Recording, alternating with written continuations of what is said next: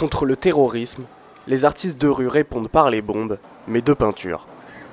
Il y en a qui utilisent des calages pour transmettre des idées, et ben moi c'est mes bombes de peinture, quoi. C'est pour ça que je viens faire ça, histoire de dire que on est là, on laisse pas les choses passer et puis faut pas que ça s'oublie, quoi. Après les attentats qui ont frappé Paris le 13 novembre, de nombreux artistes de rue ont exprimé leur soutien aux familles des victimes et à leur ville par le graffiti dans toute la capitale. D'après la mairie de Paris, il y en aurait déjà plus de 200. De son côté, Mario a choisi de peindre un jeu de mots. Là en fait j'ai écrit Spray for Paris.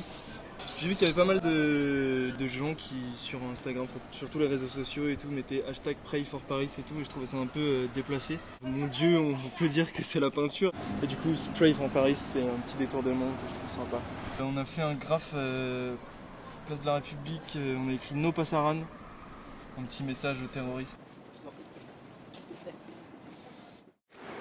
Place de la République justement, Aurélie Filippetti reconnaît avoir été touchée par ce mouvement de solidarité spontanée. Je trouve qu'ils sont très émouvants, ces graffitis. C'est la preuve de la résistance de la jeunesse, parce que ce sont des jeunes qui ont été massacrés lors des attentats. Et de voir que ce sont des jeunes ici qui s'expriment par l'intermédiaire du graphe, ça me touche beaucoup. Je trouve qu'il y a beaucoup de talent, beaucoup d'émotions et un bel hommage.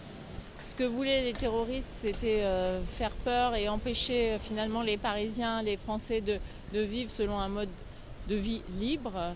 Et en fait, ce qui s'exprime à travers cet arc et le graphe derrière nous, c'est justement la liberté et la créativité. Et ça continue. Donc c'est la vie qui l'emporte sur la mort. Certains artistes se sont d'ailleurs réapproprié la devise de la capitale qui s'avère plus que jamais pertinente. Selon elle, même battu par les flots, Paris ne sombre pas.